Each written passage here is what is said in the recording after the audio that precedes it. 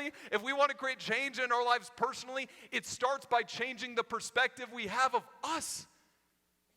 Changing our self-confidence. I'll give you an example. They did a study where they took 2 groups of 5-year-olds, little chicken nuggets. One group was given the puzzle, an impossible jigsaw, and told to go solve it. You have unlimited time. The next group was given the puzzle, told to solve it, you have unlimited time, but in addition to the puzzle, they gave group 2 capes. And told them, while you solve it, go ahead and act like your favorite superhero. As you could probably guess, the group with capes lasted 50% longer. Why?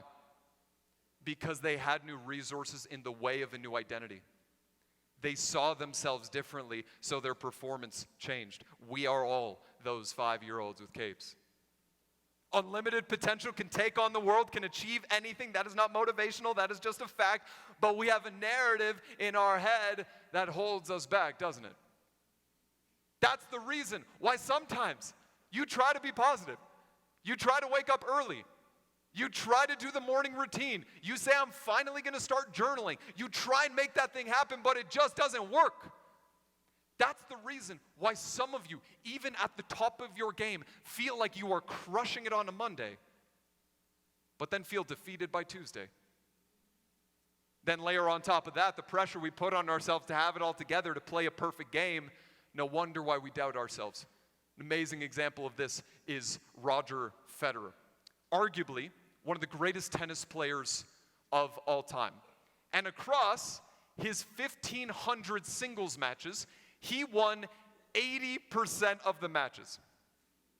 Best in the world, that seems high, it makes sense. But what not a lot of people know is that of the 80% of the matches he won, he only won 54% of the points. One of the greatest of all time, only won by a 4% margin.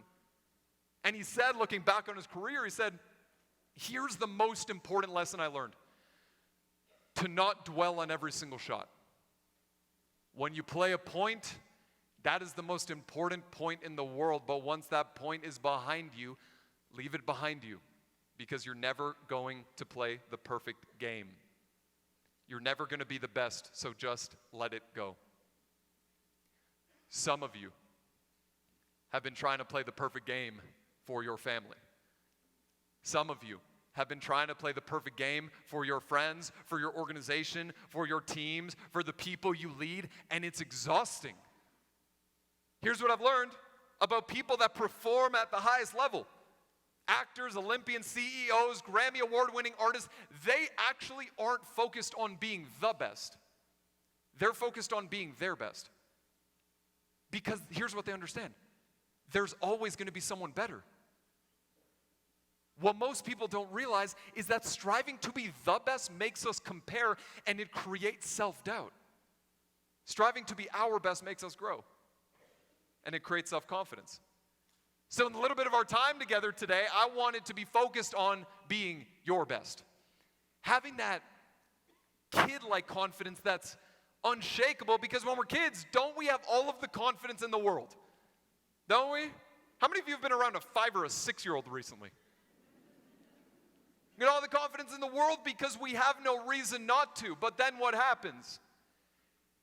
Year over year, experience over experience, we learn to turn ourselves down, lower our hands, and be less of who we are.